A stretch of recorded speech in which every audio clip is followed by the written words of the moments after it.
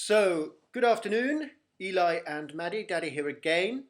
I had a good night's rest and a good walk this morning, and I'm just getting ready to go and pick up the kids from school. But first, I thought I'd drop in with some good news, or some better news anyway. This morning, when I logged online, I found or discovered that us musicians have made the international news, not just the national news.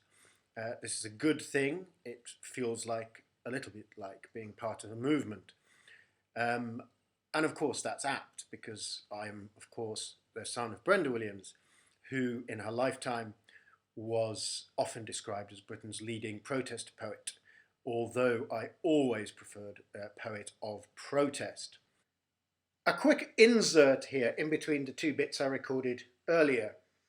I've just got back from my after-school duties with the kids to discover that it really has become a movement.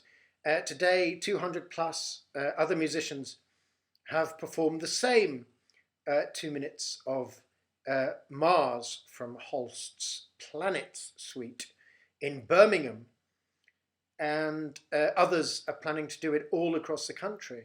It's really gaining momentum. I mean, this is fantastic. We should also perhaps mention at this juncture that Mars is the bringer of war. This, I think, hopefully is auspicious.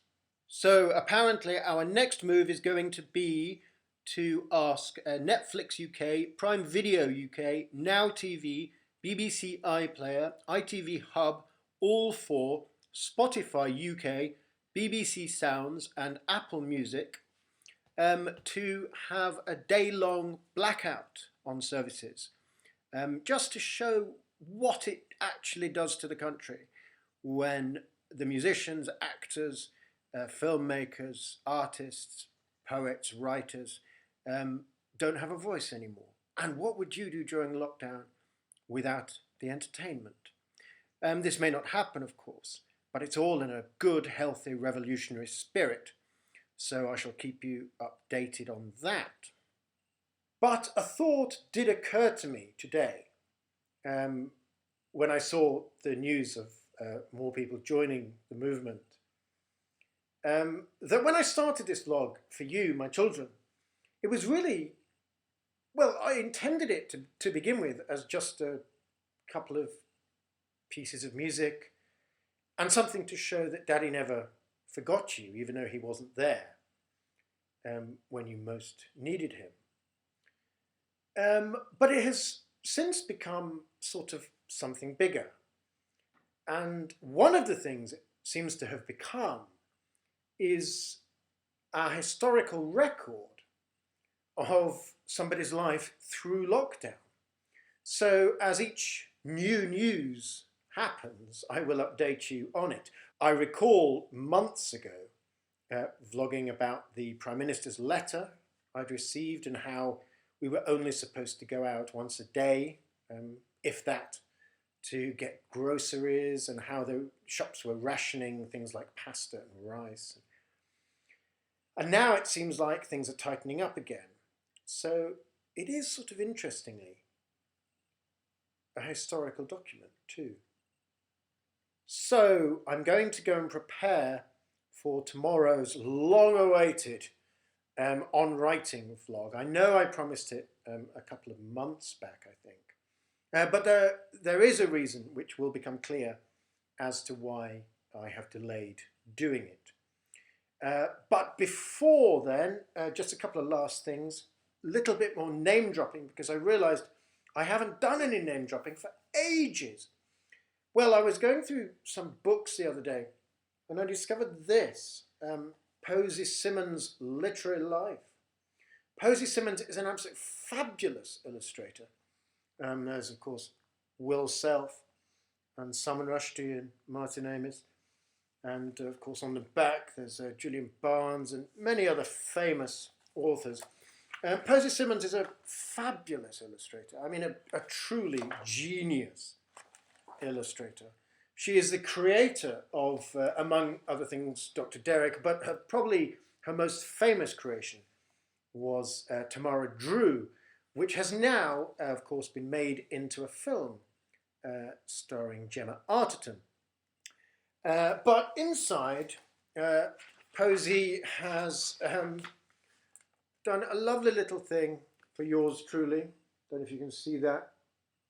It says Ezra, and she's drawn me, not sure if you can see that. Yeah, I think I look a little corpulent perhaps, but I like to think she's captured a little charm in her rendering. And I also came across this, the beginning of a correspondence, and I should quickly explain correspondence. Correspondence is an art form that is now dead, but in the 90s, the internet existed but was not, certainly not in every home. Nobody had a mobile phone, or they were a province of the rich. And so, for example, Purcell School at the time had one computer for its entire campus. I have, of course, visited the new campus. I say new.